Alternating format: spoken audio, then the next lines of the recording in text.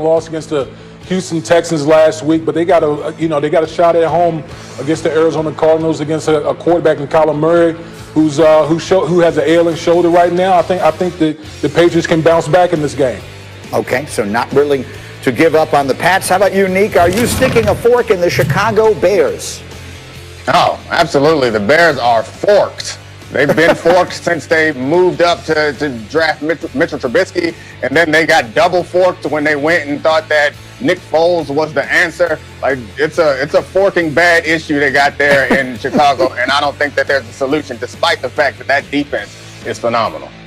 I tell you what, that was excellent elocution, because those are some dangerous thoughts to share, but well done. Let's talk about their quarterbacks. Look, Nick Foles has gone 2-5 this season with a QBR of just 44.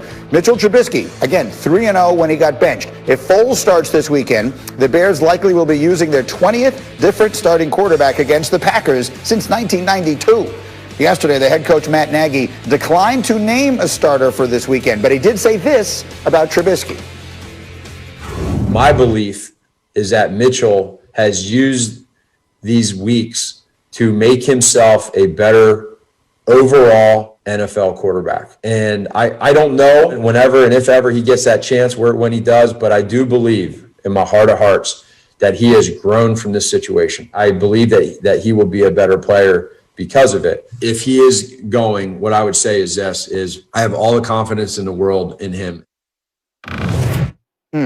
So that was a lot of words. Dominique, your thoughts?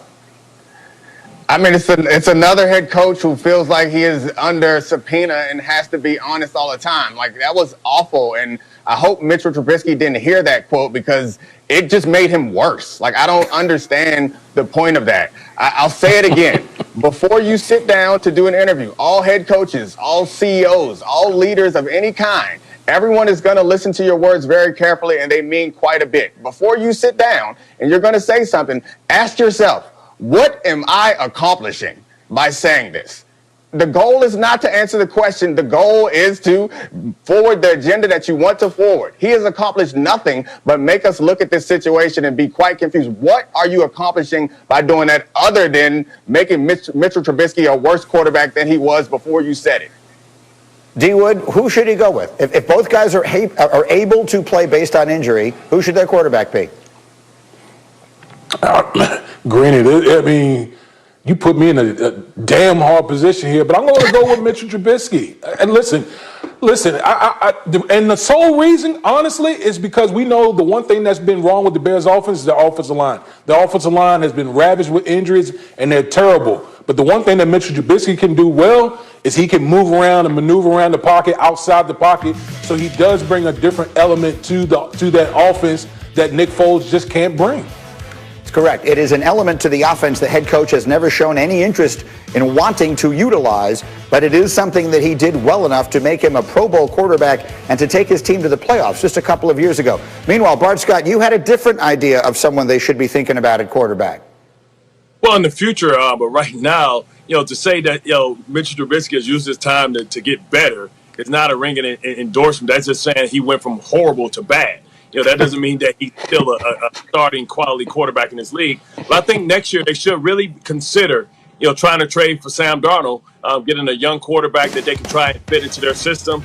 We know that if the Jets get the #1 overall pick, they may be moving on, and Sam may have value. We'll see what Sam is capable of these last 6 games with his weapons now. But I think they're going to have to turn the page, and you don't want to have to pick up anybody's option. Sam Darnold is a young quarterback that you feel can still have a bright future in this league. It just may not be with his current team. Now, I'm with you on that, and you know that I'm a big believer in Darnold. But, Dominique, very seldom does a coach get brought in to develop a specific player, fail to develop that player, and then get to coach the next one. You know what I mean? Like, that feels to me like it's going to be the big question there in Chicago. It feels like that you often get kind of paired with your quarterback. We're talking about it in Philly. It's always the situation. That's why it's such a big decision when you draft a quarterback. We saw Arizona was the quickest situation where a quarterback and coach were run out of there when Rosen didn't pan out. So it happens quite quickly. I'm not sure that Matt Nagy is going to be able to stick around. If they move on from those quarterbacks, they might also move on from that coach, especially since it seems like he can't get the best out of the guys that they have there. Yep, it's going to be, again, he comes in there as an offensive guru when they've drafted the young quarterback and his job is to develop him. And all he seems to want to do is get him off the field. Really quick, Bart, why are you shaking your head? Well, I don't think that Nagy's going to hang around. I think you have to make that move and that decision. But because they're so cash strapped, you're not going to get a quarterback that may change your franchise around that year. So you have to go maybe for a veteran. There's going to be a lot of veteran quarterbacks out there, whether it's Jameis, whether it's Sam Darnold, and you're going to have to try and get one of these retreads, maybe even Mariota. But I think that's the same player as Mitchell Trubisky. If they get Sam Darnold, I'm telling you, that could wind up being something that we remember for a long time. Meanwhile, we are asking all of our analysts today to remember their favorite NFL Thanksgiving moments. Damien Woody, you're next. What's your favorite Thanksgiving memory? Well, Green, I had to go with my Patriot year back in 2002. We played the Lions on Thanksgiving Day. And I just remember Coach Belichick was like, guys, you win, you take care of business. You got the weekend off. And I'm just looking like, what the hell's going on with Bill? That never happened. So we went out there and took care of our business. Best believe that. Wow, that's a good memory. It makes me feel a little sad that of all the different things, that the notion he might give you a few days off for a win is the thing you remember. But I'm being told as we speak that we have very significant breaking news. And for that, let me bring Adam Schefter back into the conversation. Shefty, go.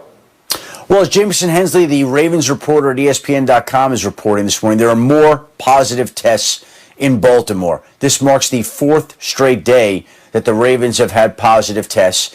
And it goes to show that it would have been very difficult to play this game tonight. And it goes to show that it may be difficult to play that game on Sunday. Obviously, the Ravens are pointing a finger at their strength coach, strength and conditioning coach already in a statement they released last night. But the spread continues in Baltimore at this time. It continues to grow. And if it is not contained, then clearly the game on Sunday is going to be not played, and there are all sorts of issues that stem from that because we're past buys here, Greeny, and we're at the point in the season where maybe you're looking at a cancellation, and again, we're going to get ahead of ourselves here. I know you brought up the idea of forfeit. I don't know that a forfeit is going to happen, but how about the Pittsburgh Steelers? How do you think the 72 Miami Dolphins would feel about them having one less game on their record in the regular season? But again, those are issues for another day. The bottom line right now is more positive tests in